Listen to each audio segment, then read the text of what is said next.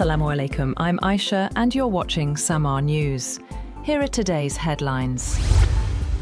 Pakistan will host Saudi Arabia, Turkey and Egypt for talks from today on the Iran war, as Islamabad positions itself as a potential venue for US-Iran negotiations on the month-old conflict. The four countries' foreign ministers will hold in-depth discussions on a range of issues, including efforts to de-escalate tensions in the region during the two-day talks. Turkish Foreign Minister Hakan Fidan said the meeting would seek to establish a mechanism aimed at de-escalation. He told a broadcaster that they would discuss where the negotiations in this war are heading and how these four countries assess the situation and what can be done. Iran will permit 20 Pakistani ships to pass through the Strait of Hormuz, allowing 2 vessels daily, Pakistan's Deputy Prime Minister and Foreign Minister Ishaq Dar confirmed. Dar described the decision as a welcome and constructive gesture that promotes peace and strengthens regional stability. The strait, a crucial route for global oil shipments, had seen major disruptions, with nearly 2,000 vessels stranded amid recent hostilities. Tens of thousands of Americans marched across major U.S. cities on Saturday in the third wave of No Kings protests, denouncing President Donald Trump's policies on immigration, the war in Iran, and what organizers call overreach of executive authority. Crowds gathered from New York to Los Angeles, with large rallies in Washington, D.C. and St. Paul, Minnesota. Demonstrators carried signs, effigies of Trump and officials, and called for accountability. Musician Bruce Springsteen performed in St. Paul, supporting anti-immigration enforcement messages. While most protests were peaceful, clashes occurred in Los Angeles and Dallas, resulting in minor arrests. The rallies also reached smaller towns like Shelbyville, Kentucky, highlighting nationwide engagement. The White House dismissed the protests as Trump derangement therapy sessions, while Trump defended his policies as necessary to maintain order. The Pentagon is reportedly preparing for weeks of ground operations in Iran, including potential special operations raids and conventional troop deployments, though full presidential approval from Donald Trump is still pending. Plans would fall short of a full-scale invasion, but could escalate tensions in the Gulf, affecting regional security and global energy routes.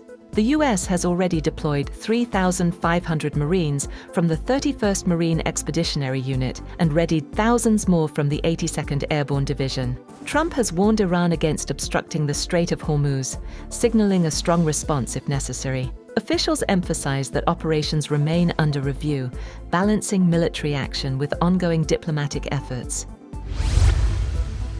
Iranian opposition figure Reza Pahlavi, son of the ousted Shah, warned on Saturday that negotiating with Iran's current leaders would only delay future threats to Americans. Speaking at the Conservative Political Action Conference in Texas, he called for renewed protests inside Iran and promoted himself as a viable leader for a transitional government. Pahlavi told the audience that the Iranian regime will never be honest or true partners for peace and would use talks to buy time, cheat, and steal.